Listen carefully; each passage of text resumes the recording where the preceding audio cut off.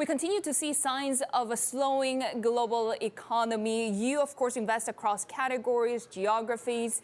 How do you pick the winners in this environment? Well, I have strong views. If I were betting on one country in Asia, I'd bet on India. I think they'll be the fastest growing economy in the world, large country-wise, probably at 7 to 10% GDP growth.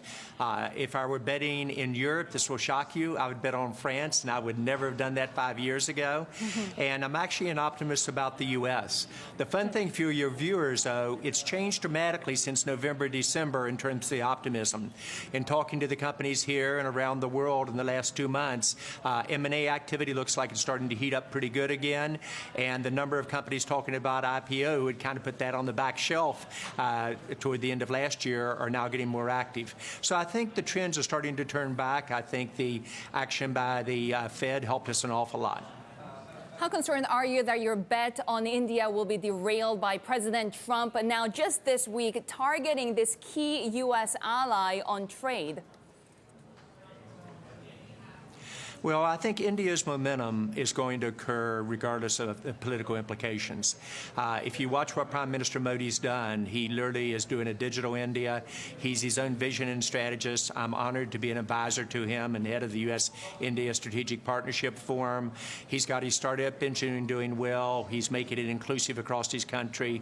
The per capita income will probably double every 7 to 10 years. Now, on GSP, I think putting India and Turkey in the same realm was, in hindsight, perhaps we could have done that much better. Our two countries need each other. The most strategic relationship for the U.S. and the world is India, in my opinion, and vice versa. And so, especially with an election cycle year, the timing was a little bit tough on that. And I'd like to see us revisit that and see if there isn't a better way to accomplish our goals.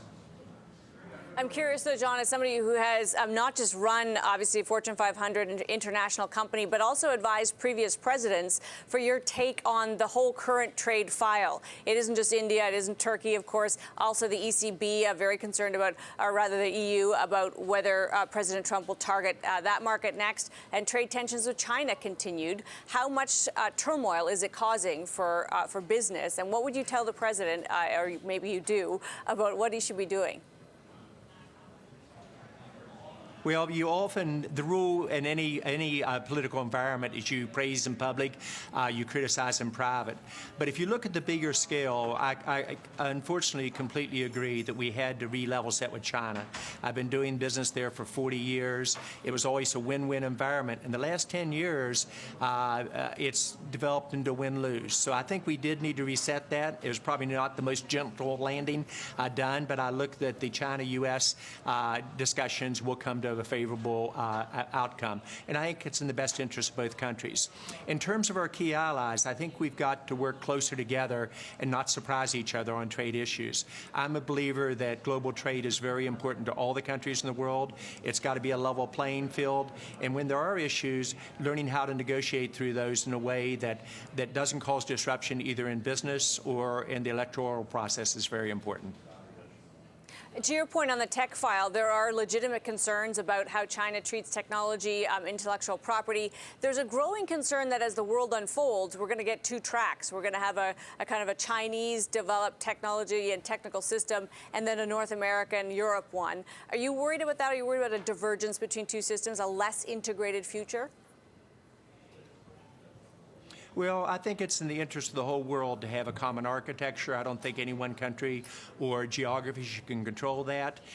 It's based, obviously, on openness, and your key currencies in today's world for companies or countries is, first, your track record, secondly, the trust that people have in you, and third, the relationships. So I think it is about trust and relationships as you move forward, and always during my career, I've tried to work openly with every major country in the world, doing the same thing with startups. I think it's in the best interest of everyone to have one common standard. Of course, we continue to see increased scrutiny on Chinese firms as well, whether it's Huawei or ZTE. We have seen as far as Rakuten CEO saying that he doesn't want to use Huawei's technologies just because it could be risky. Are we going to see more competitive advantage for Western firms or firms from other different countries? And does that affect your investment decisions? Well, in terms of affecting my investment decisions, I'm investing primarily in 3 geographies around the world. It doesn't surprise you. They match exactly what I said I thought the economic growth would be.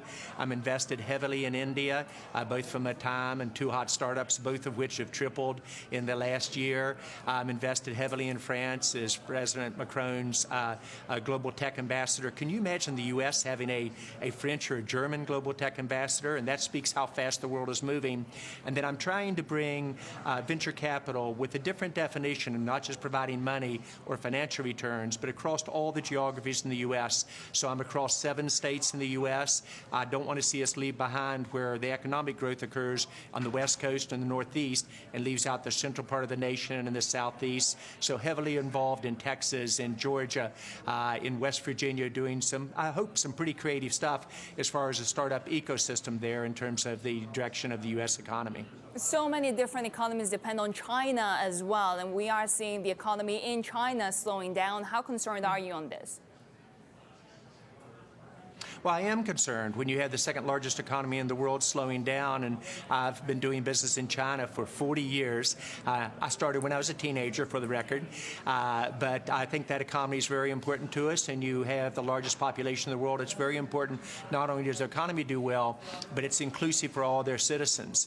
I think it's equally important how India does, and India, the momentum feels very good. Prime Minister Modi, common theme that I shared with you earlier, I think has done the best job in the world in terms of the digital architecture for the country, tying that to GDP growth, to 1.2 million new jobs created per month, to a startup economy, and making it inclusive by geography across 29 states and inclusive in terms of gender. So I think very often in today's world, you disrupt or you get disrupted. That's kind of your theme of today. There is no entitlement that the U.S. keeps leading. We only lead if we innovate faster than others. And our startup engine, even though it's up dramatically in terms of interest over the last 4 months, as I said earlier, actually is one of the slowest it's been in 20 years. So I think it's important that we become a startup nation again in the U.S.